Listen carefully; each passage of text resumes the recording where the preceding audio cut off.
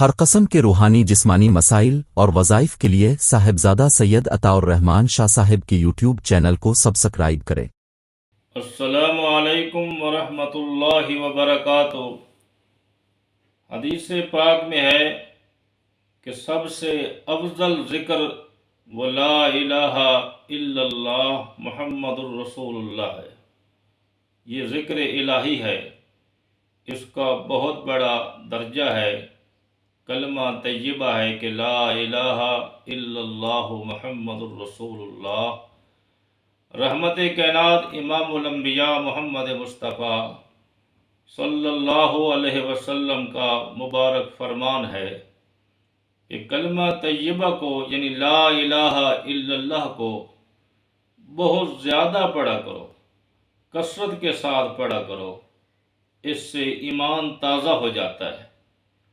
اور اس کلمے کی اس قدر فضیلت ہے کہ اگر کوئی مشرک اور کافر اس کو پڑھتا ہے، اللہ اس کو مسلمانوں کی صف کے اندر شامل کر دیتے ہیں اور اس کے سابقہ خطاؤں کو، غلطیوں کو اللہ معاف کر دیتے ہیں۔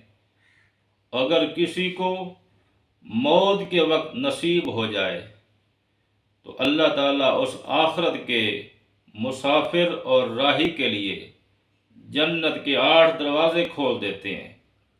آپ نے ارشاد فرمایا، من قال آخر کلامہ لا الہ الا اللہ دخل الجنہ، جس کو آخری مرتبہ موت کے وقت یہ کلمہ طیبہ نصیب ہو جائے، اس کا خاتمہ بھی ایمان پہ ہو جاتا ہے، اور خاتمہ ایمان پر ہونے کی برکت سے اللہ جنت کے دروازے کھول دیتے ہیں اور جنت کا مستحق بنا دیتے ہیں۔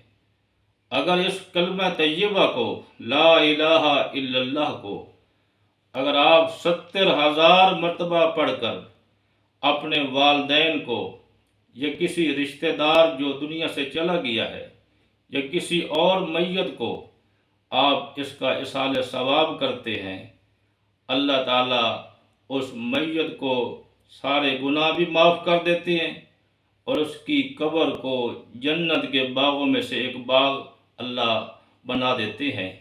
کس قدر اجر ہے اور کس قدر ثواب ہے۔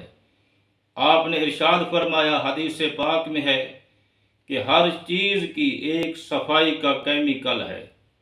جو بھی چیز خراب ہو جائے اس کی صفائی کے لیے ایک کیمیکل ہوتا ہے۔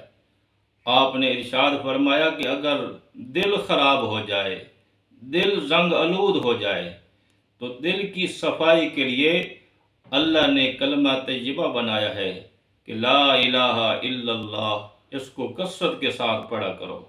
اس لیے ہمیں روزانہ وقت نکال کر کلمہ طیبہ کا ذکر اور ورد کرنا چاہیے، تاکہ دنیا کی زندگی بھی قیمتی بن جائے اور قبر اور حشر کے اندر بھی اللہ اپنی رحمت اور اپنے محبوب کی شفاعت نصیب فرمائے۔